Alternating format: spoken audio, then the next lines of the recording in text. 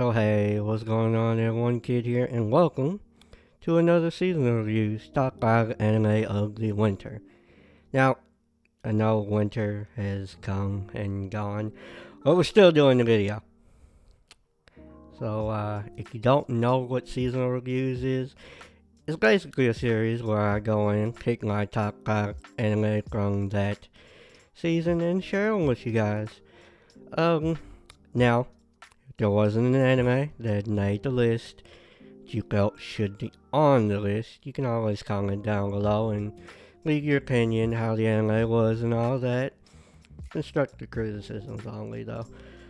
But other than that, let's hop in the video. So first up on the list is Date Alive 3. Now this anime was a mixed bag for me. While I do love some of the characters, I felt like it was missing something. Namely Date Alive 1 and 2, which I powered through the series, but I felt like... Now, there's a lot of context missing, and I know that's from not watching Date Alive 1 and 2, but they came out, well, at least Date Alive 2 came out in 2014. Let us think in 2014. So, yeah, I feel like they could have had like a recap episode to bring in the new people, show them what's up with the series, where they're at, and what's going on. But at the same time, I feel like The Promised Neverland might be a better watch, and the reason why that isn't in the list or this episode's list is because I haven't had much time to watch other animes on the stuff I'm doing for seasonal reviews. I made this list back in December, so I couldn't really binge anything at the time of making this at least, but it's whatever. Our next anime is Log Psycho Season 2. Now, I watched Log originally on Toonami when it ran and aired on Toonami. I became a really big fan of it after that, and honestly, at the beginning, I wasn't cool with the idea of having an emotionless protagonist and a con artist master. That didn't seem watchable to me, but I'm glad to be wrong, as always. Season 2 picks up right after Season 1, with Log and Reagan taking a few cases. There's a bit of character development, and a really good battle, like a lot of battle episodes with them and Log. I'll spare you the details, but if you're looking for a good show to binge, or if you haven't seen the first season, or if you just are on the fence about watching it at all, just go over there and watch it. It's amazing. It's on Crunchyroll. Not sponsored, by the way. Kaguya-Sama's Love is War. Now, I never thought I'd be recommending a romantic comedy, nor did I ever think I'd be watching a romantic comedy or at all. But here I am, recommending one. So if you haven't seen all the memes from this show, what are you doing with your life? You're wasting it. That's what you're doing. Kaguya, I would describe the show as, well, it's like any other slice of life anime. It's really over the top at times, kinda edgy. It basically revolves around, we'll call him President because I can't pronounce his name, and Kaguya. Now, Kaguya wants the President to fall in love with her. The President wants Kaguya to fall in love with him. The only problem why they don't relate their feelings to each other is they have this irrational fear that they're going to be locked and told, oh, you have feelings for me. How kawaii. And that's so bad. That's a bit every episode. Oh, how kawaii. Like, I don't know. It's it's funny. It's relatable, I guess. They're both just scared of getting locked. It's really weird. It's a battle of who can outsmart the other, and I don't know. I just watch it for Fujiwara and Ishigami, which I didn't know they were main characters, but they are main characters. So we're starting to wind down here. Our next anime is Boogie Pop and Others. Now this has to be the weirdest thing I have ever watched in my life, and yet I enjoy it so much. The animation's great, and they don't pull any punches back with storytelling. And with that being said, be prepared for people to die. Someone is going to die, whether you like it or not.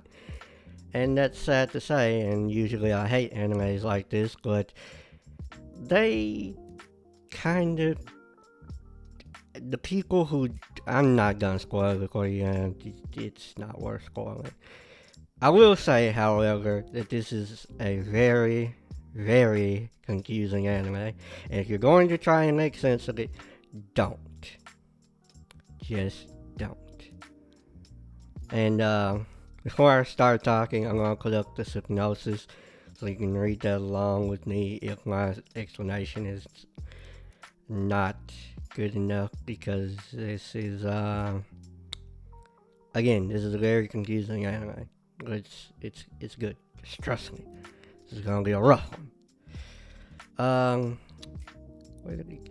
So Boogie Pop and Others is about two odd girls who end up fighting a lot of supernatural cases, weird shit like the man-eating manticore or the imaginator who has the power to change people's way of thinking, something like that. And then there's the King of Distortion, which I'll let you figure out what he does on your own. The first girl being Nagi-chan, Kirin Nagi, a high schooler who is an evolved human. Yeah, an evolved human. They never explain what that actually means, but she's evolved, guys. She's a Charizard, not a Charmander.